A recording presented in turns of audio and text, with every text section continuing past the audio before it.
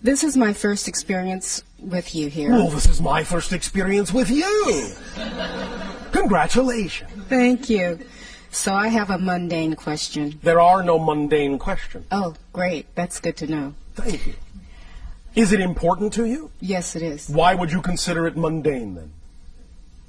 Because I felt like everyone else was asking questions that pertain to Big other cosmic issues. Yes, and I The daily questions of physical life are just as spiritual as any other question. You understand? Yes, thank you. Equality to all. Yes. If it is important to you, it is not mundane.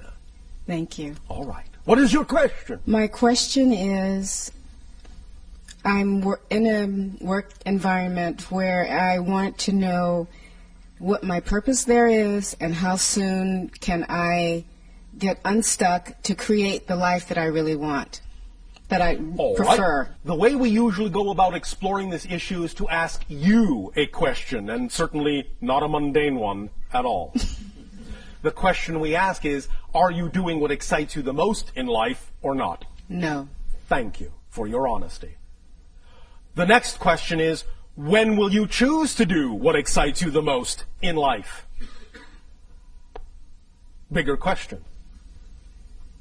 I wanted to choose it yesterday, but... And you didn't because? What belief systems are holding you back? Fear. Of? Fear of... Yes. Fear of what? Choosing something and that not really being what really brings me joy. So you're saying that if you choose something that excites you, you might actually be choosing something that doesn't excite you. Well, my challenge is Yes. choosing something that excites me, because it may excite me. Why is that a challenge? It's easy to do. Yes, okay. Do you believe that? Obviously not. No. All right. May I explain it to you in a way that will allow it to seem easier? Yes, please. Why, thank you. The idea that has been, in a sense, perpetrated throughout much of your New Age consciousness of following your bliss and acting on your excitement usually doesn't come with a clear explanation of why or how to do that. Mm-hmm. The idea simply is to understand it first and foremost in a very simplified manner, as follows. When we talk about the idea of acting on your joy, your highest excitement at any given moment, we don't necessarily mean that it has to be a life-spanning career, a gigantic project, an all-consuming endeavor. We literally mean act on whatever is at any given moment out of all the choices you have available to you, many of which may seem mundane. Just act at any given moment on the one that contains the highest amount of excitement out of all the choices you have the ability to take action on. Period. That's it. It's that simple. Excitement is a thread. It leads to all other excitement. So if you are simply sitting around going, oh, I don't know what excites me, just look at what your options are. Just list your options at that moment.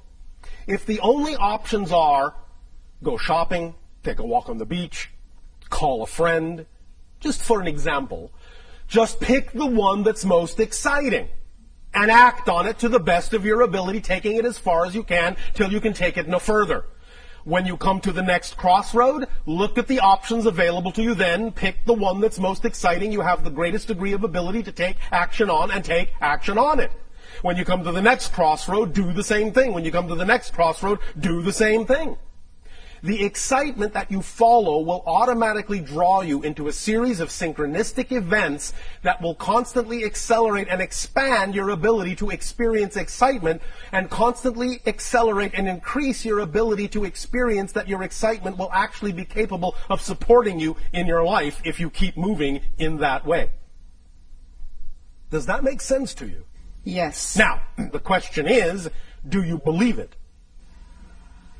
Because the idea is that when we, first of all, offer the idea that all you have to do at any given moment is simply choose out of the relatively normal options available to you, if you can't think of any all-encompassing excitement. If you just choose the most exciting option out of whatever's available to you and act on it, when we offer that suggestion up, very often the first thing that comes out of the human mind is, but that's not connected to this, or how can that support me? I don't understand. You don't have to understand. That's the beauty of it. The idea is that your physical mind is not designed, never was, and never will be designed to understand how things will happen. It is not designed to understand or comprehend how something that you act on that excites you will bring you the thing you need somewhere down the line. So you don't have to think about how that's going to happen. All you have to do is act on it knowing that it will.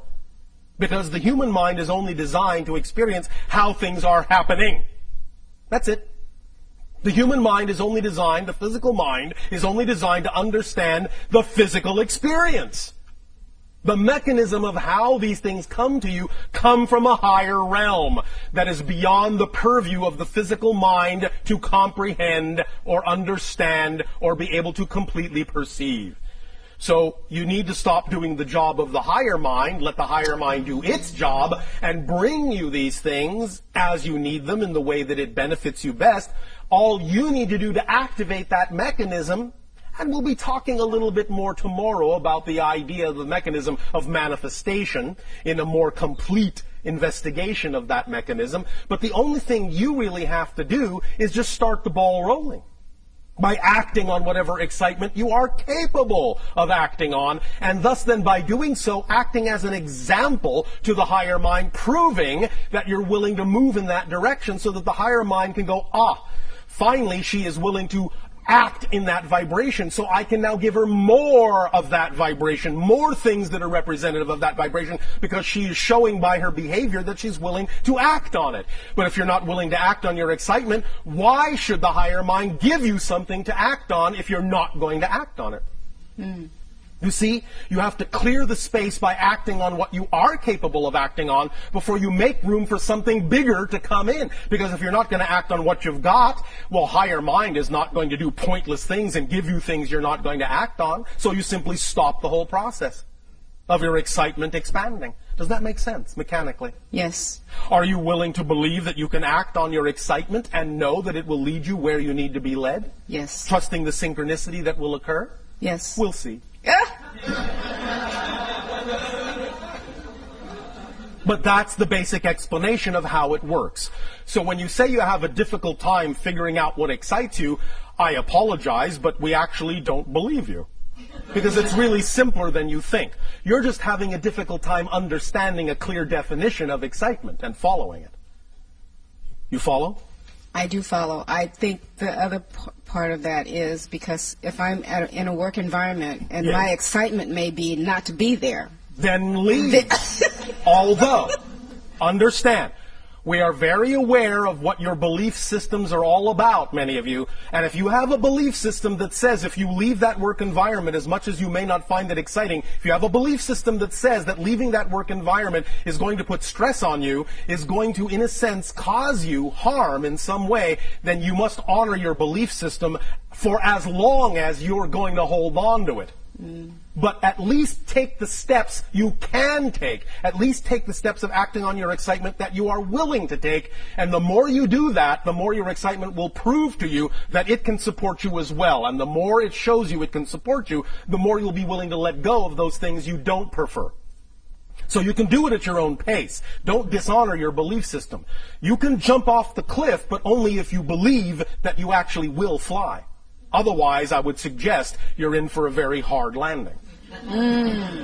So don't dishonor your belief system. Don't just think, all right, I'll just throw caution to the wind and ignore my beliefs. That will always get you smacking into that brick wall we're going to talk about tomorrow.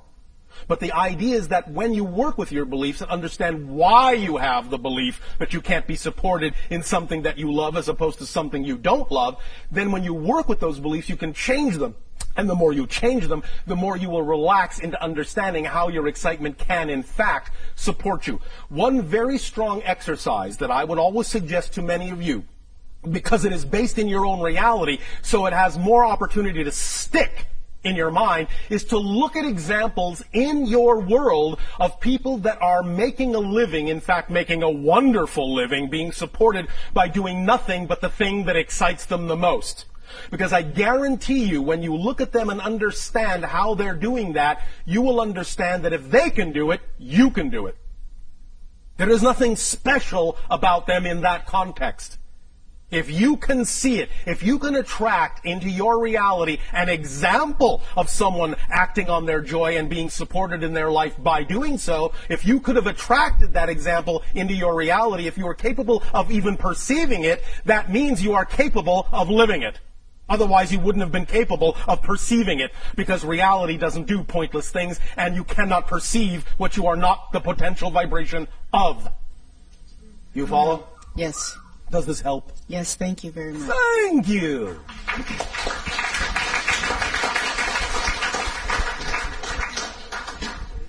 That was exciting.